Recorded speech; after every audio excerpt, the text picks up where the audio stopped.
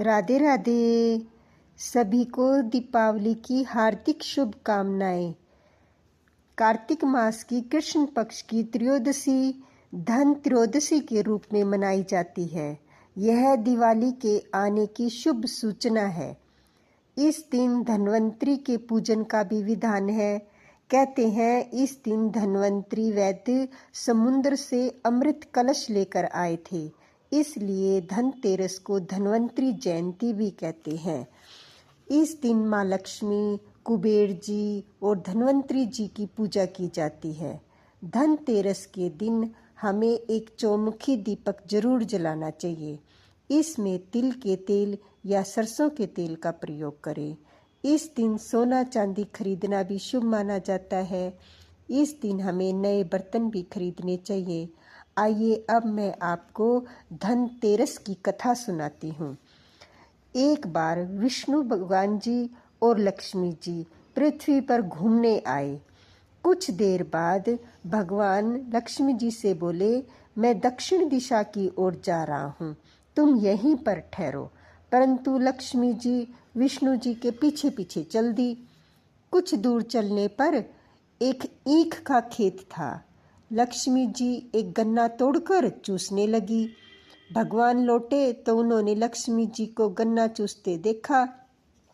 इस पर क्रोधित होकर उन्होंने श्राप दे दिया कि जिस किसान का यह खेत है, तुम उसके यहाँ पर 12 वर्ष तक उसकी सेवा करो। विष्णु भगवान क्षीर सागर लौट गए तथा लक्ष्मी जी ने किसान के यहाँ रहकर उसे धन्य धान्य से पूर्ण कर दिया। 12 वर्ष पश्चात लक्ष्मी जी विष्णु जी के पास जाने के लिए तैयार हो गई, परंतु किसान ने उन्हें जाने नहीं दिया। भगवान लक्ष्मी जी को बुलाने आए, परंतु किसान ने उन्हें रोक लिया।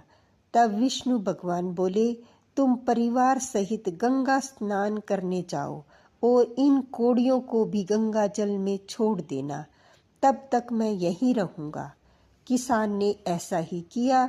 किसान गंगा जी में कोड़ियाँ डालते ही 4 चतुर्भुज निकले और कोड़ियाँ लेकर चलने को चले। ऐसा आश्चर्य देखकर किसान ने गंगा जी से पूछा, ये 4 हाथ किसके हैं? गंगा जी ने किसान को बताया, ये 4 हाथ मेरे ही हैं। तुमने जो मुझे कोड़ियाँ भेंट की है, वे तुम्हें किसने दी हैं? किसान बोला, मेरे घर में एक स्त्री पुरुष आए हैं, वे लक्ष्मी जी और भगवान विष्णु हैं। गंगा जी ने उन्हें बताया।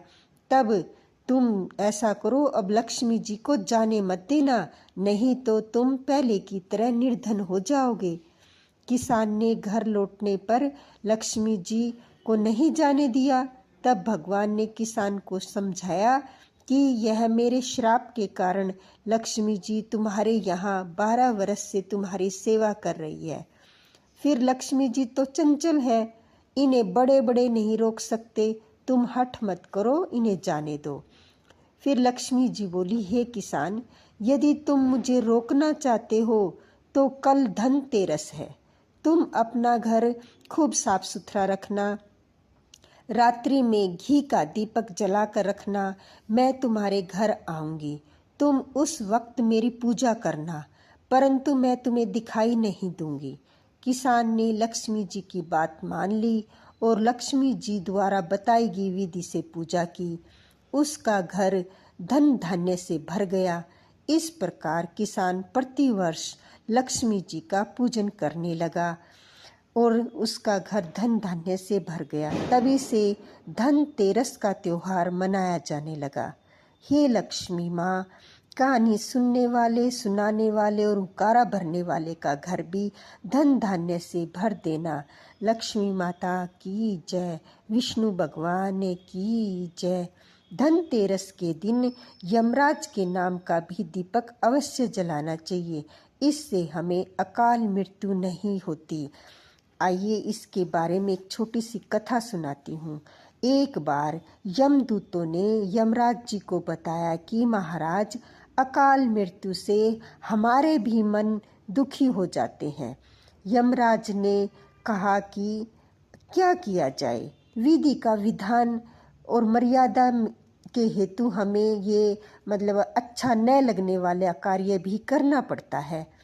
यमराज ने अकाल मृत्यु से बचने का उपाय बताते हुए कहा, धनतेरस के पूजन एवं दीपदान को विधि पूर्वक अर्पण करने से अकाल मृत्यु से छुटकारा मिल सकता है।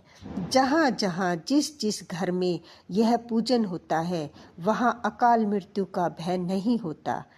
इसी घटना से धनतेरस के दिन धन्वंतरी पूजन सहित यमराज को भी दीपदान की प्रथा प्रचलन है, इसलिए हमें यम का भी दीपक जरूर जलाना चाहिए।